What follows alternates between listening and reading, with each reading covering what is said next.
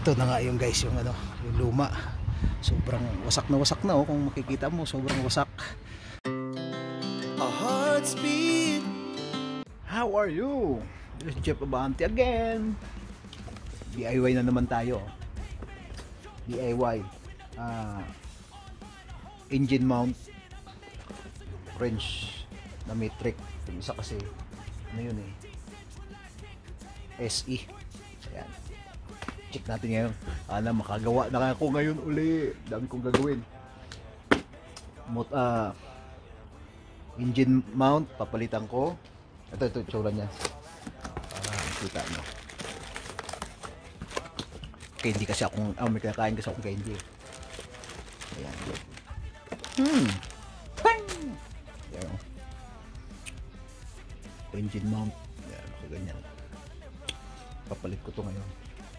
Ito yung bagong bili ko. Crow foot wrench. Ayan. Ano naman to siya? Yung metric. Kasi yung ano. Ayan. Sana magamit na natin to ngayon. Sana exact to. Maya guys. Wasak na. Sobrang wasak ko. Ay, wasak na. Oh. Sobrang wasak ko. Dito galing yan sa loob. Dito galing. Ayan, nasa loob. Yun, dyan siya galing. Yan. Ayun. Ayan. Sa loob yan. Ayan, sa loob yan. Papalitan natin yung bago maya. Okay? Tingin ka mo dito. Ayan o. DIY. Sobrang dumi. So, gagawin natin. Linisan natin. Sobrang dumi. Maglilinis tayo. So, linisan natin. Sobrang dumi oh. Yung mga DIY.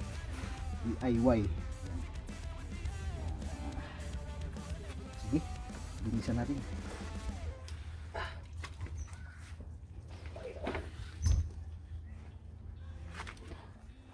Hindi na kaya ng sabon ah.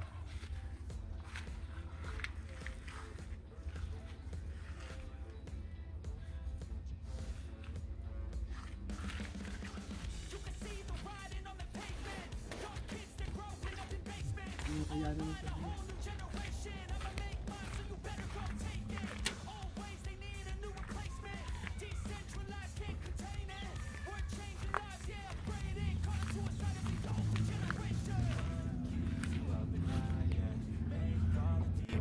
Yeah, we were built to thrive, yeah. I think that we've all had enough. What keeps you up at night, yeah. Make all the demons quiet, yeah. We were built to thrive, yeah. I think that we've all had enough. Yeah, I think that we've all had enough. Sick of dealing with the old plan. They know that we're calling it wrong. You got me like, oh yeah, I think that we've all had enough. Sick of dealing with the old. Ayan na, ikakampitan natin. Ayan yung luma. Ito na yun. So, ayan na tayo. Dito na. Oh. Paano pasok? Dito ka, be, para makita mo yung ano. Para kahit pa paano. Wala kasi sa YouTube to na eh. Baka makatulong to sa mga ano. Huwag kang dumikit sa akin.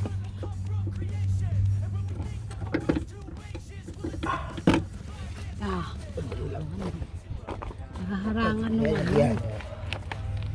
Ayan, nakapasok na yan. Ayan, nakapasok na, di ba? Ayan. So, ayan na yan. Oh. Nakabit na natin yung pinakasintro. Ayan.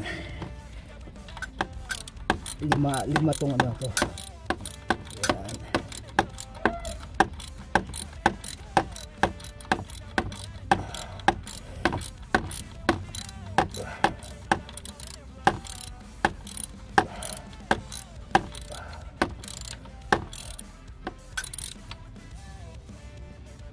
Okay. Tapos meron pa dito. Isa dito sa pula naman yan. Ayan.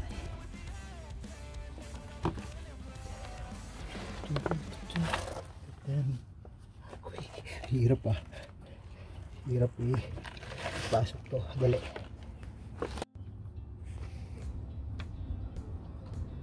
Ayan.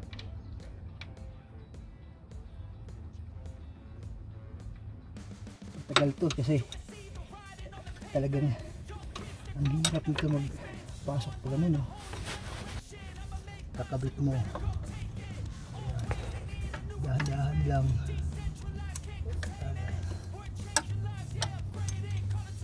Hirapan talaga dito sa ilalim yung dalawa. Ayan, ayan. Di siya makita, di siya makita. Oh, ito na yung siya dalawa. Bolt lang yan, ito bolt.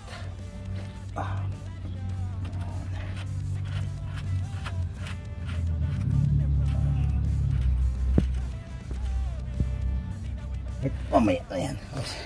Ayan, tapusin lang natin to bago doon. Medyo mahirap lang talaga to dito. Tiyaga lang talaga tiyaga ka lang ito.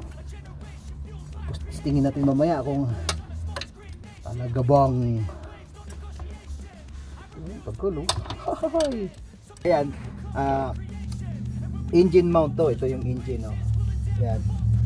Tapos ito yung mga bolt. Isa, dalawa, tatlo, may dalawa sa ilalim. Sa ano to, Buick na 1999 hanggang 2005 Century model. Buick Century model, hindi, 1999 hanggang 2005. Ganito siya yung ano niya, 3.1. yan yung engine mount. Okay, ayan, hindi pa pusin natin mamaya, pakita ko sa inyo kung saan diadyakan yan. Okay, nakabit po natin siya, engine mount. Ayan, makikita nyo. So isang bolt ito, mayroon isa dito magkabilaan, tapos dito sa baba meron din.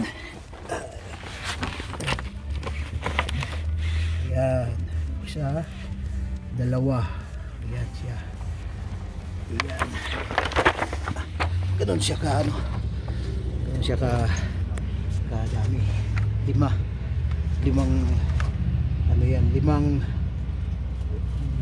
bolt ang tatanggalin mo bago mo makuha yung ano.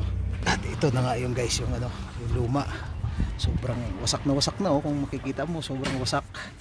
So kaya yung sasakyan mo nanginginig, sasakyan ko nanginginig. Sabi ko bakit parang nanginginig yung ano, mapipil mo dun sa cabin, sa loob. Yung pala wasak na oh, sobrang wasak, wala na talaga, wala na oh. At least DIY lang, tipid tayo. So, kung paggawa mo dyan mekaniko, yan, at least natuto din tayo at the same time. Ito yung pagkabit ng ano, kasi wala kasi sa YouTube eh. Tumingin na lang ako sa ibang ano, sa ibang mga sasakyan paano nila tinanggal, tapos pinag-aralan ko na lang din. Bahala na kung anong kalabasan, pero ayun, successful. Mamaya paanda rin natin, mamaya matitesting natin yan kung nanginginig pa ba o hindi. So marami pa akong gagawin dito guys, marami pa akong ipapakita sa inyo mga ano, mga paggawa ng tawag ito ng mga DIY ng sasakyan. So ito na yung pinagpapraktisan ko, yung sasakyan ko. Si luma na pero talagang makina lang kung makina, napakaganda. Isa pa pala, tatanggalin mo yung ano, tinatanggal pala yung ito tong makita nyo, nakatanggal yung serpent belt dyan, dito yung makikita sa taas eh. Yan, belt dapat yan. Ito, tinanggal ko yan siya para hindi, kasi nadudumihan eh. Tapos di ako makakilos ng maayos pag nakakabit yung ano, yung belt. Tinatawag lang serpent belt. Yung nakalagay lahat yan sa loob.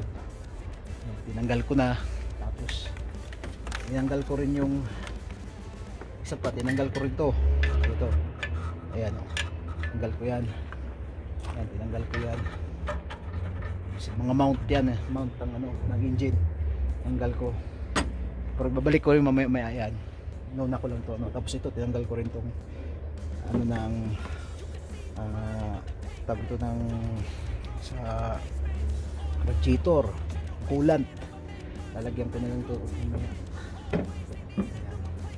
Tanggal ko para may space ako dito, malaking space para makagalaw ako ng maayos. Dumi ah. Yan. Ito po yung ano, ito yung sa pump. Yan. Radiator pump. Ito is sa radiator. Radiator pump pala ito. Itong kabila sa kulang sa ano yata to. Basta. Yun na yun. Ito yung pump naman ng power steering. Tapos alternator. Pag ganun yan siya doon, paikot. So, ayan, marami tayong ano, natutunan talaga sa paggawa nito. So, please, karoon na idea, yun lang sa loob. Sa loob mismo, yan. Kita nyo, nakakabit na. So, yun guys. Maraming salamat sa panonood. DIY tayo palagi. Kasi, busy yung mekaniko. Hindi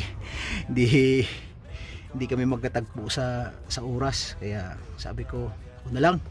Try natin. Wala namang mawawala. Pero may masisira. Ayun na guys, maraming salamat. Don't forget to subscribe, like, and share. Click the notification bell para marami tayong DIY. God bless you guys.